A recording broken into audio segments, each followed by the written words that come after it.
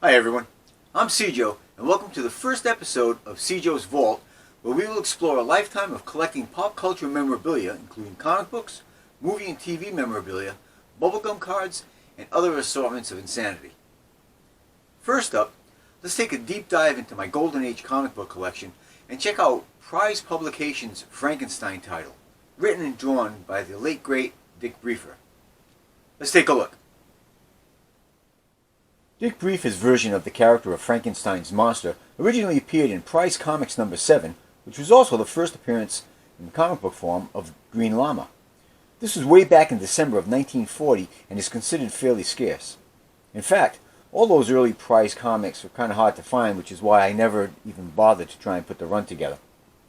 This was only 9 years after Boris Karloff's classic take on the character in Universal's seminal film. Eventually, Briefer's version of Frankenstein would get his own title in the summer of 1945. The first issue seen here also has a Frank Sinatra parody. Here's issue 2. As you may have noticed, the character is a little comical, which is how he's featured in the first 17 issues of the title.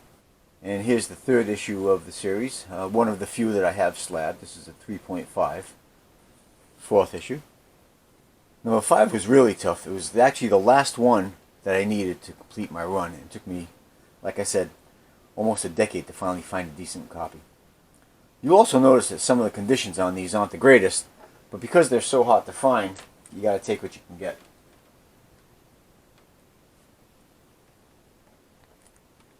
Here we have number 6.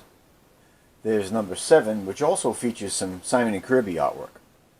Number 8. This one has an interest from DC fans, as it does have a Superman parody. 9, one of the more fun covers. Here we have 10 with the creature making some bacon and eggs in the lab. Now number 11 here, as you can see, is a Boris Karloff parody, ironically enough, with a character named Boris Karloff. Here's number 12. Here we have the Lucky 13 and number 14. Here we have issue 15, issue 16. Pretty nice shape on that one. And 17, the last humor issue, dated January-February 1949. This was the last issue of the initial run. Now in March of 1952, the series was rebooted with a new origin, and this time, as you can see, a little bit more of a horror take. 19. Here's issue number 20. Kind of a cool swamp cover. 21. Here we have issue number 22 of the series. Kind of like that cover with the background has the villagers with the torches, reminiscent of the films.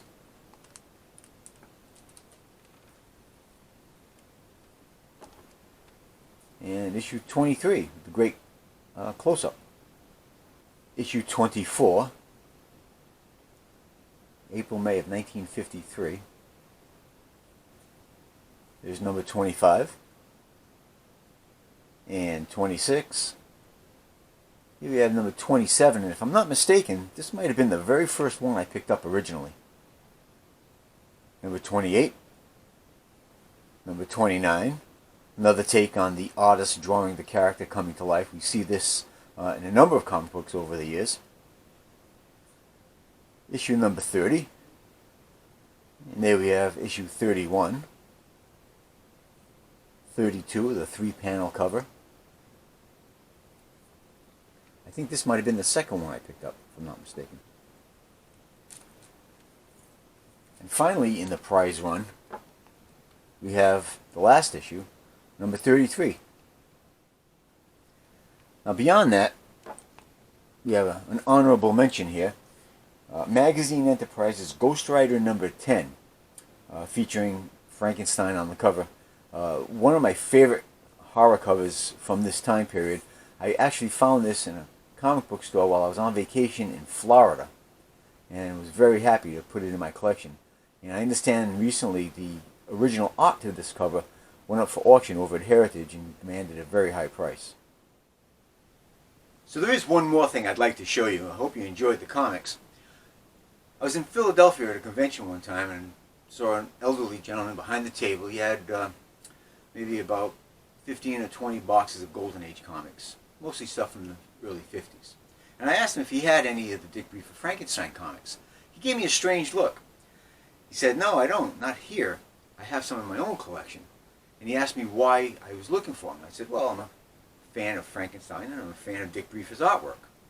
And we talked about that for a while. And he said, "Are you going to be here tomorrow?" I said, "Yeah, sure. I'm here for the entire weekend." He said, "Well, come by my table the first thing in the morning. I might have something for you." So I thought, well, maybe he wants to break up his own collection. Great. I'll have to break out the checkbook. The next morning I approached him and he says, "I do have something for you."